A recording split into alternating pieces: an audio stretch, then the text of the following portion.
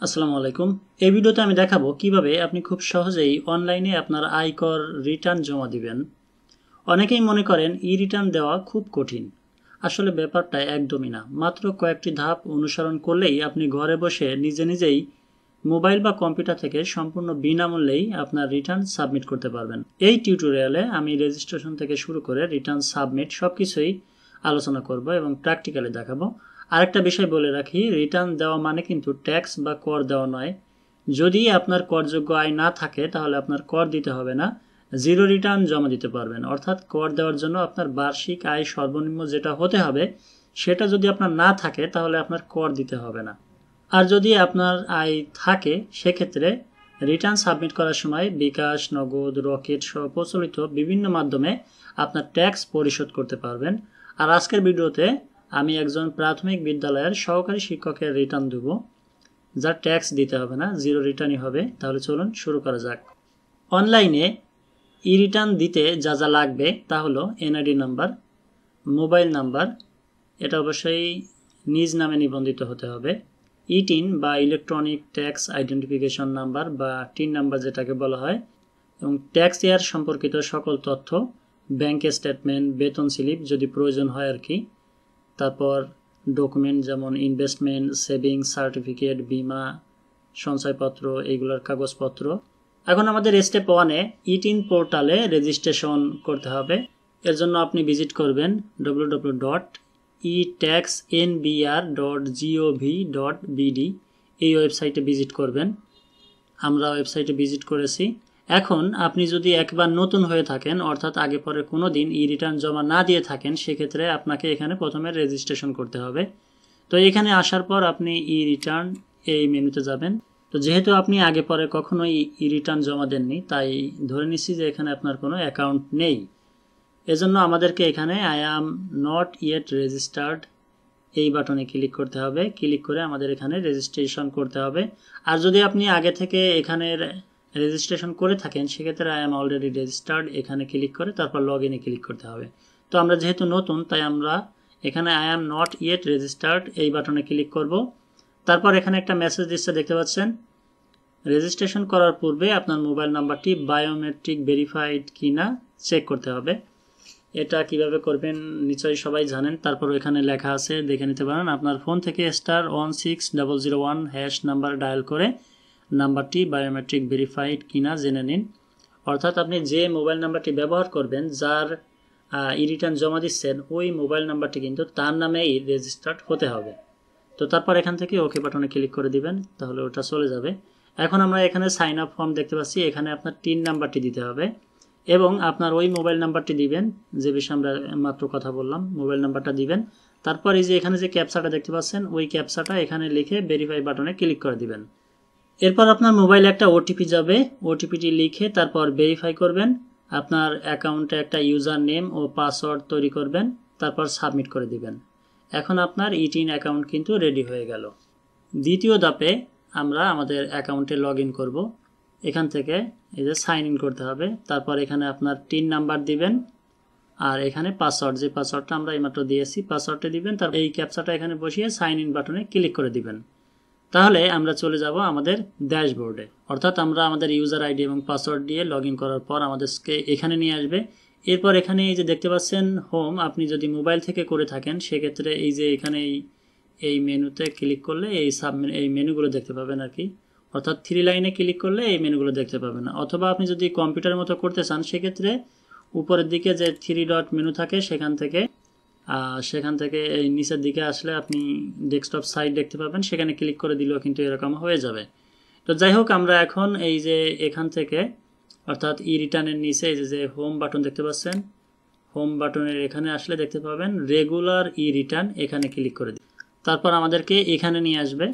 এটা হলো প্রথম পাতা। এখানে দেখতে পাচ্ছেন রিটার্ন স্কিম সেলফ, এটা এখানে এভাবে ডিফল্টই থাকবে, এটা কিছু করতে পারবেন না।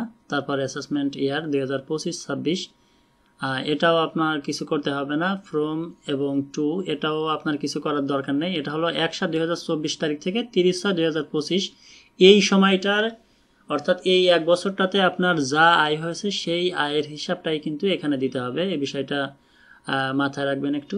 যে 1/7/2024 থেকে 30/6/2025 এই এক বছরের ইনকামের তথ্যই আমাদের এখানে দিতে হবে।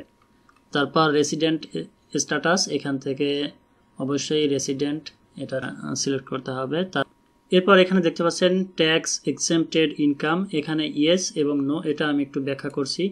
এখানে দেখতে পাচ্ছেন যে ধরনের আয় সরকারের নিয়ম অনুযায়ী ট্যাক্স থেকে সম্পূর্ণভাবে মুক্ত বা সম্পূর্ণ ছাড় প্রাপ্ত তাকে ট্যাক্স এক্সেম্পটেড ইনকাম বলা হয়। অর্থাৎ এই আয়ের উপর কোনো কর ধার্য হয় না, এই আয় ট্যাক্স ফ্রি, তাই ট্যাক্স ক্যালকুলেশনে যোগ হয় না। এরকম কোনো আয় যদি আপনার থেকে থাকে সেক্ষেত্রে এখানে ইয়েস বাটনে ক্লিক করে দিবেন, আর যদি না থাকে তাহলে নো বাটনে ক্লিক করবেন। আশা করি এই বিষয়টা বুঝতে পেরেছেন।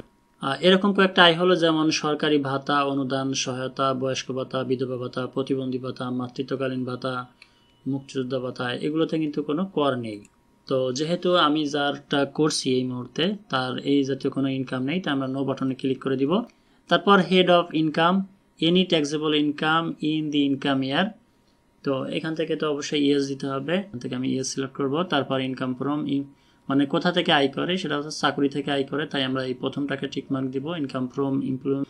এছাড়াও তার কিন্তু এফডিআর, তারপর ডিপিএস, এরপর লাইফ ইন্স্যুরেন্স এগুলো রয়েছে, এখান থেকেও ইনকাম। তো এজন্য আমরা এইটা সিলেক্ট করে দিব, ইনকাম ফ্রম ফিনান্সিয়াল অ্যাসেট, এটা সিলেক্ট করে দিব। তারপর এখান থেকে আমরা কন্টিনিউ বাটনে ক্লিক করে দিব। তারপর আমাদেরকে এই পেজে নিয়ে আসবে।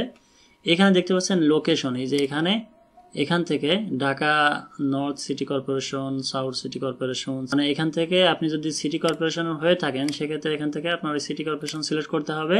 আর যদি আপনি গ্রাম এলাকায় হয়ে থাকেন সিটি কর্পোরেশনের বাইরে, সেক্ষেত্রে এনি আদার এরিয়া এটা সিলেক্ট করে দিবেন।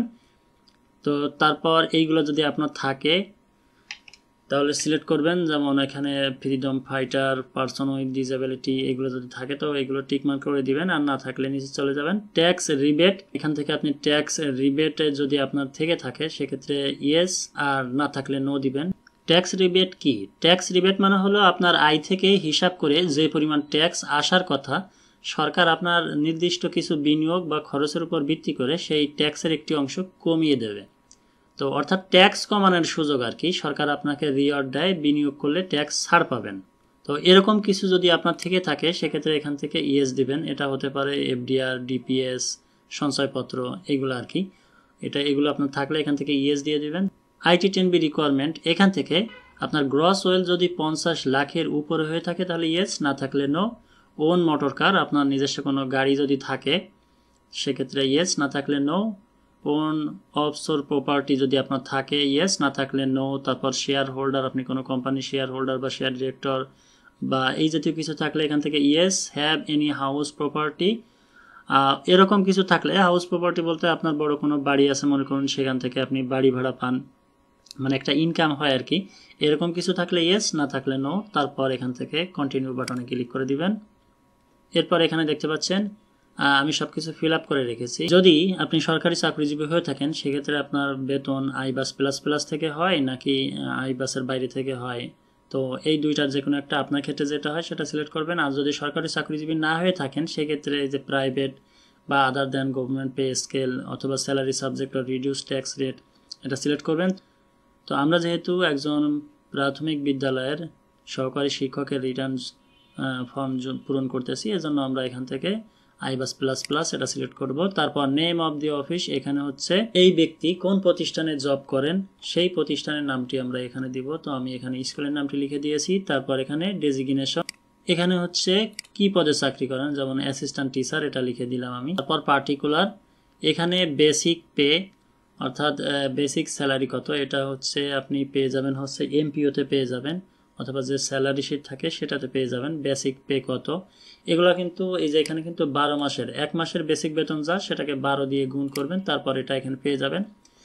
একইভাবে হাউস রেন্ট অ্যালাউন্স, এই যে আমি এখানে বসিয়েছি মেডিকেল অ্যালাউন্স বসিয়েছি, Bangla new year allowance, festival allowance, tiffin allowance, এগুলো বসানোর পরও এখানে যেগুলো নেই সেগুলো আপনি এখান থেকে নিয়ে আসতে পারবেন। এই অ্যাড মোড়ে ক্লিক করে এখান থেকে আপনি সিলেক্ট করে নিয়ে আসতে পারেন, অথবা আপনি এখান থেকে যদি এর মধ্যেও না পান সেক্ষেত্রে আদার ইফ এনি গিভ ডিটেলস এখানে ক্লিক করে তারপর এখানে এরকম আসবে এবং এখানে লিখে দিতে পারবেন।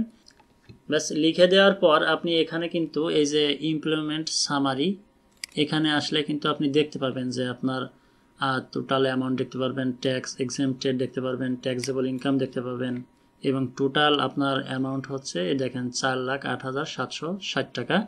আর ট্যাক্স এক্সেম্পটেড অ্যামাউন্ট হলো 1,19,440, আর ট্যাক্সেবল অ্যামাউন্ট হচ্ছে এখানে 2,89,320 টাকা। তো আরেকটা বিষয় এখানে আমরা আবারও প্রথমটায় আসি, ইনকাম ফ্রম ফিনান্সিয়াল অ্যাসেট। যেহেতু এখানে এফডিআর রয়েছে সেজন্য আমরা এখানে ইনকাম ফ্রম ফিনান্সিয়াল অ্যাসেট, এটা আপনার ক্ষেত্রে এরকম থাকবে না। যখন প্রথম আসবেন তখন এখানে এটা খালিই থাকবে, এটাও খালিই থাকবে।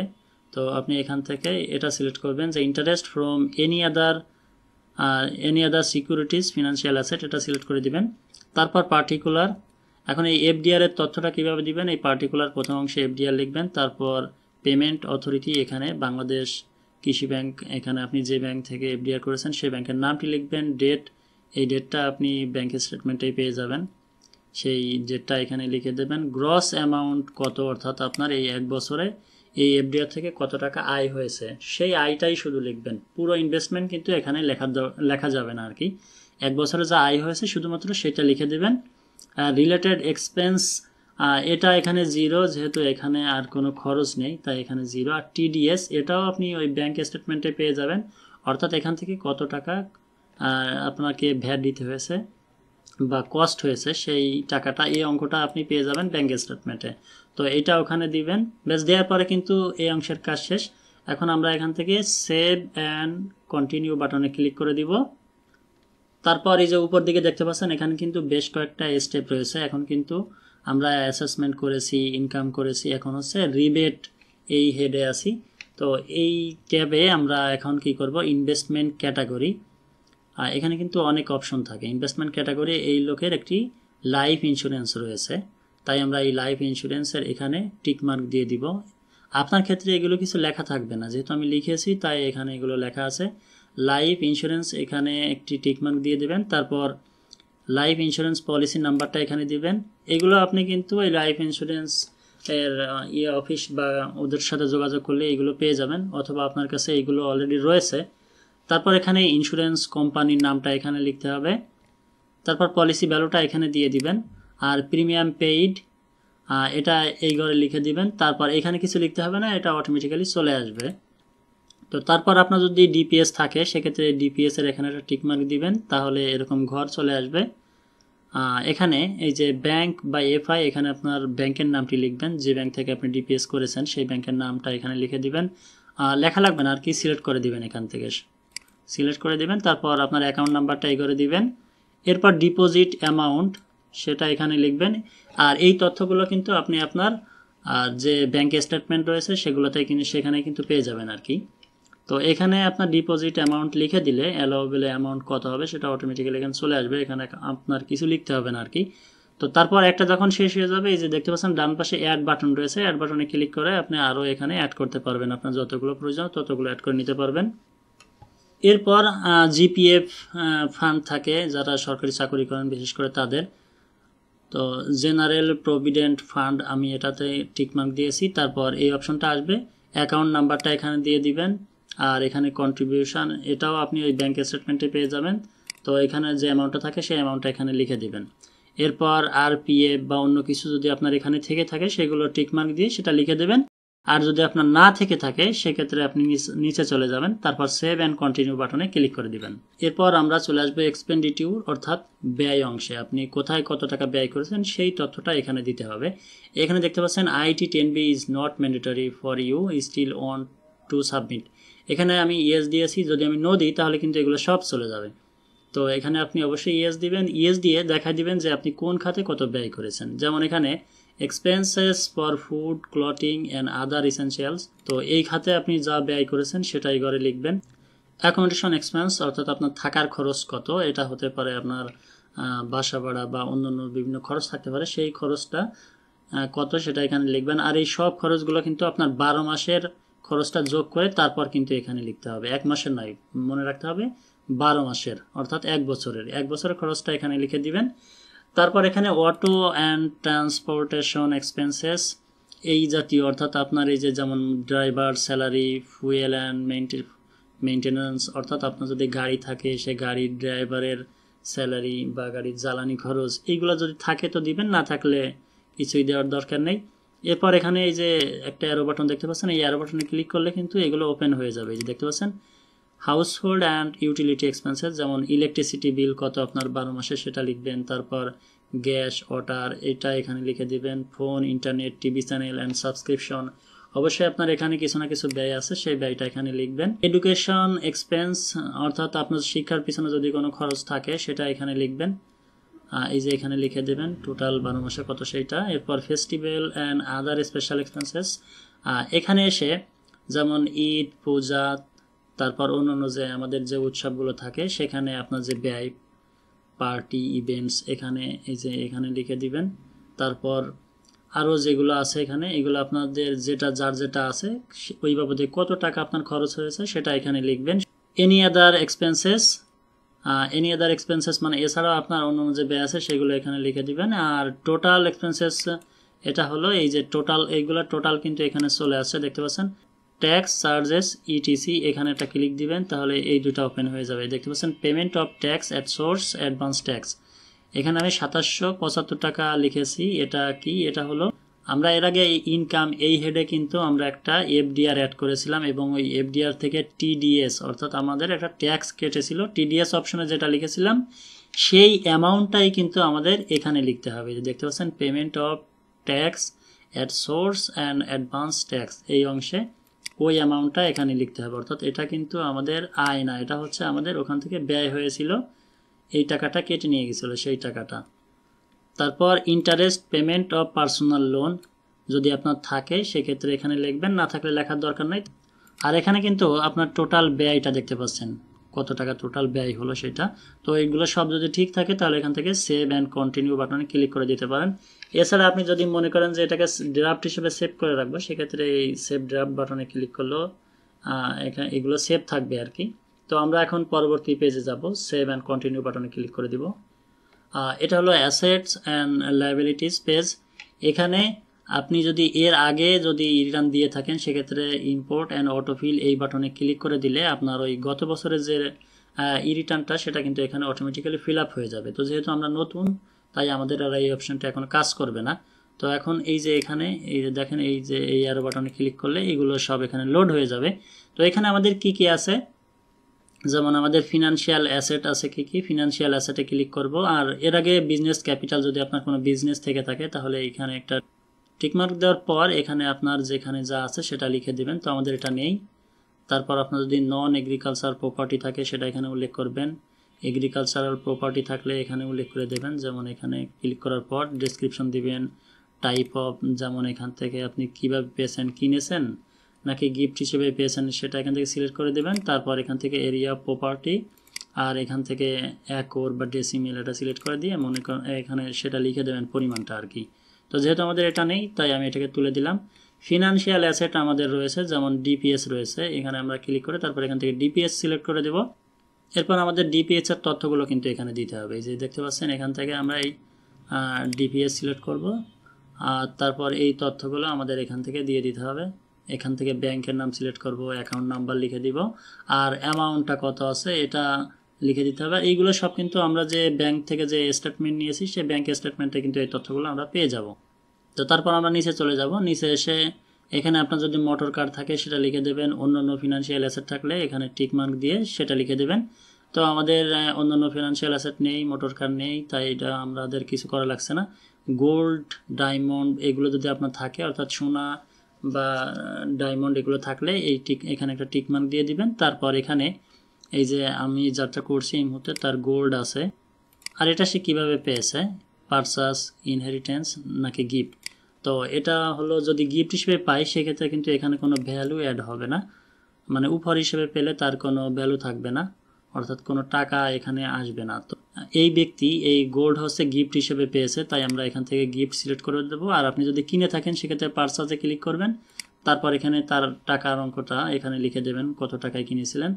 তো এখান থেকে গিফট হিসেবে পাইলে এখানে আর কিছু করার নেই, গিফট। তারপর এখান থেকে এটা হলো এই যে এখান থেকে সিলেক্ট করে নেবেন তোলা, গ্রাম, কিলোগ্রাম, ভরি। তো এটা ভরি সিলেক্ট করলাম। তারপর এখান থেকে কত ভরি সেটা সিলেক্ট করে দিবেন আর ভ্যালুটা কিন্তু 0 যেহেতু গিফট হিসেবে পেয়েছে। এরপর এখানে furniture equipments and electronic item, যেমন মনে করুন এই ব্যক্তি ফার্নিচার পেয়েছে, এখান থেকে ফার্নিচারে টিকমার্ক দিয়ে তারপর ফার্নিচার, ইনি এই ফার্নিচারও গিফট হিসেবে পেয়েছেন। আপনি যদি কিনে থাকেন তাহলে এখান থেকে পারচেজ দিবেন, তো এখান থেকে ইনি গিফট হিসেবে দিয়েছেন, কোয়ান্টিটি হলো 5, সুতরাং ভ্যালু কিন্তু 0। তারপর cash and fund outside business, তো এখানে হচ্ছে তার একটি পার্সোনাল ব্যাংক অ্যাকাউন্ট রয়েছে, সেজন্য আমরা এখান থেকে এই যে নোটসের পাশে যে চেক বক্স এখানে আমরা টিকমার্ক দিয়ে দিব। তারপর টাইপ, এখান থেকে আপনাকে সিলেক্ট করতে হবে হচ্ছে ব্যাংক অ্যাকাউন্ট, যদি আপনার কার্ড বা অন্যান্য ইলেকট্রনিক ক্যাশ থেকে থাকে সেক্ষেত্রে এটা সিলেক্ট করে দেবেন। তো আমাদের যেহেতু ব্যাংক অ্যাকাউন্ট, তাই আমরা এখান থেকে ব্যাংক অ্যাকাউন্ট সিলেক্ট করলাম। তারপর এখানে হচ্ছে ব্যাংকের নামটা সিলেক্ট করতে হবে এখান থেকে। এরপর অ্যাকাউন্ট নাম্বার বা কার্ড নাম্বার এখানে লিখে দেবেন, আর আপনার অ্যাকাউন্টে কত টাকা আছে বা কার্ডে কত টাকা আছে সেটা এখানে লিখে দিবেন। এই স্টেটমেন্টটাই কিন্তু এই তথ্যটা পেয়ে যাবেন। তো তারপর থেকে ক্যাশ ইন হ্যান্ড, আপনার ব্যাংকে টাকা থাকলেও আপনার হাতেও কিন্তু নগদ কিছু না কিছু টাকা তো আছেই, তো সেই জন্য এই ক্যাশ ইন হ্যান্ড এখানে এই চেকবক্সে একটা টিকমার্ক দিয়ে দিবেন। তারপর এখানে cash in hand amount at the end of income ইয়ার, এখানে কত টাকা আছে হাতে সেই টাকার অঙ্কটা এখানে লিখে দিবেন। তো এখানে লেখার পর আপনি চলে যাবেন নিচের দিকে, এগুলো যদি আপনার থেকে থাকে তাহলে লিখবেন, না থাকলে নিচের দিকে চলে যাবেন। আপনার যদি দেশের বাইরে কোনো সম্পত্তি থেকে থাকে সেক্ষেত্রে অ্যাসেট আউটসাইড বাংলাদেশ এই চেকবক্সে টিকমার্ক দিয়ে সেটা লিখে দিবেন। এবার এখান থেকে লায়াবিলিটিস, এখানে টিকমার্ক দিলে আরও কয়েকটা অপশন পেয়ে যাবেন, এই যে ব্রোয়িং from bank or other FI, তারপরে আনসিকিউর্ড লোন, এগুলো যদি আপনার থাকে সেক্ষেত্রে এগুলো টিকমার্ক দিয়ে লিখে দেবেন, না থাকলে দরকার নেই। এবার আদার আউটফ্লো, এটা কিন্তু অটোমেটিক্যালি চলে আসে, অ্যানুয়াল লিভিং এক্সপেন্স আপনার এত টাকা। এর আগে আমরা যখন ব্যয় অর্থাৎ ব্যয়ের পেজটা যখন করেছিলাম তখন কিন্তু দেখেছিলেন নিচের দিকে এই অঙ্কটা ছিল, ওটা এখানে অটোমেটিক্যালি চলে আসছে। এবার লস ডিডাকশান আদার এক্সপেন্সেস যদি আপনার থাকে, তারপর কেউ যদি গিফট দিয়ে থাকেন, ডোনেশন অ্যান্ড কন্ট্রিবিউশন যদি আপনার থেকে থাকে সেক্ষেত্রে আপনি এখানে টিকমার্ক দিয়ে সেগুলো এখানে লিখে দেবেন, না থাকলে দরকার নেই। এবার সোর্স অফ ফান্ড ইনকাম শোন ইন দি রিটার্ন, আপনার রিটার্নে কিন্তু এই ইনকামটা শো করবে আর কি, 3,07,820 টাকা। তারপর tax exempted income and allowance হচ্ছে 1,19,440 টাকা।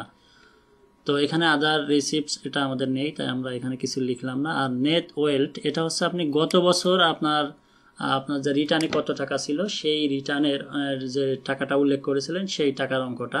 তো গত বছর এই ব্যক্তি হাতে লিখে একটা রিটার্ন জমা দিয়েছিলেন, সেই রিটার্নের এই অঙ্কটা ওনার ছিল, সেই টাকার নেট ওয়েলথ এটা ছিল আর কি। তো সেই অঙ্কটা আমি এখানে লিখে দিয়েছি। এরপর দেখতে পাচ্ছেন সামারি, আমরা এত সময় যতগুলো কাজ করেছি সব কাজগুলো ফলাফল কিন্তু এখানে চলে আসছে। আর এখানে একটা মজার বিষয় হলো সরল অঙ্কের মতো কয়েক পৃষ্ঠা অঙ্ক করার পরও ফলাফল 0, এটা তো সরল অঙ্কের সিস্টেম। আর এখানেও কিন্তু বিষয়টা অনেকটা সেরকমই, ডিফারেন্সে এসে এখানে 0 হতে হবে, 0 না হলে কিন্তু বুঝবেন আপনার কোথাও না কোথাও ভুল আছে। তো আমাদের এখানে যেহেতু 0 হয়েছে সুতরাং আমাদের হিসাবটা ঠিক আছে আর কি। এখানে গ্রস ওয়েল দেখতে পাচ্ছেন এত, তারপর টোটাল লায়াবিলিটি আউটসাইড বিজনেস 0, আর নেট ওয়েলথ হচ্ছে এই যে এই টাকাটা, আর আমাদের গত বছর ছিল এইটা। তো এখানে কত ডিফারেন্স সবগুলো এখানে দেখতে পাচ্ছেন। আর সোর্স অফ ফান্ড হলো এত টাকা, ডিফারেন্স 0। তো যখন আমাদের এখানে 0 হয়ে যাবে তখন বুঝবেন যে আপনার হিসাব ঠিক আছে, তখন আপনি সেভ অ্যান্ড কন্টিনিউ বাটনে ক্লিক করে দিবেন। তারপর আপনাকে নিয়ে আসবে ট্যাক্স অ্যান্ড পেমেন্টস, এই অপশনে নিয়ে আসবে। এখানে কিন্তু আপনি ডিটেলস দেখতে পাবেন আর কি।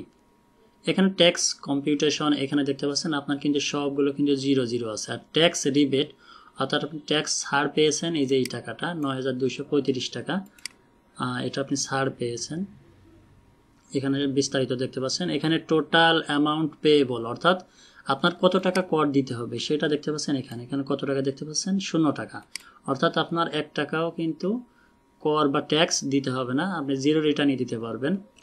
আর আপনার যদি ট্যাক্স দিতে হতো তাহলে কত টাকা দিতে হতো সেটা কিন্তু এখানে দেখতে পেতেন। এখন আমরা এখানে নিচের দিকে চলে যাব, নিচের দিকে আসলে দেখতে পাচ্ছেন সব জায়গায় কিন্তু 0 আছে, অর্থাৎ আমাদের কিন্তু কোনো পেমেন্ট করতে হবে না। আর যদি পেমেন্ট করা লাগতো সেক্ষেত্রে আমরা এখান থেকে বিকাশ, নগদ, রকেট, ব্যাংক অ্যাকাউন্ট সহ বিভিন্ন মাধ্যমে আমরা কিন্তু এখান থেকে এই যে পে নাও বাটনে ক্লিক করে আমরা কিন্তু পেমেন্টটা করতে পারতাম। তো যেহেতু আমাদের পেমেন্ট করার লাগছে না সুতরাং আমরা 0 রিটার্নই দিতে পারছি, অর্থাৎ আমাদের কোনো টাকা লাগবে না। তো এখন আমরা এখান থেকে প্রসিডিউর টু অনলাইন রিটার্ন এই বাটনে ক্লিক করে দিব। এরপর আমাদেরকে এই পেজে নিয়ে আসবে। এখানে ইংলিশ বা বাংলা যে কোনো ভাষায় আপনি দেখতে পাবেন। আর যদি আপনার কোথাও ভুল হয়ে থাকে সেক্ষেত্রে ব্যাকে গিয়ে আপনি সেটা ঠিক করে আবারও এখানে চলে আসবেন। তো তারপর চলে যাবেন একেবারে নিচে, এই যে নিচে আসবেন, নিচে এসে এখানে দেখতে পাচ্ছেন সাবমিট রিটার্ন, এই বাটনে আমরা ক্লিক করে দিব, তাহলে আমাদের রিটার্নটি সাবমিট হয়ে যাবে। তো আমরা এখন সাবমিট রিটার্ন বাটনে ক্লিক করে দিব। তারপর এখানে একটা ওয়ার্নিং দিবে, do you want to submit return, এখান থেকে অবশ্যই আমাদেরকে ইয়েস বাটনে ক্লিক করে দিতে হবে। তাহলে কিন্তু আমাদের রিটার্নটি সাবমিট হয়ে যাবে এবং আমাদেরকে এরকম একটি মেসেজ দিবে, কংগ্রাচুলেশন মেসেজ দিবে আমাদের এখানে, এবং এখানে একটা রেফারেন্স নাম্বারও আমরা পেয়ে যাব।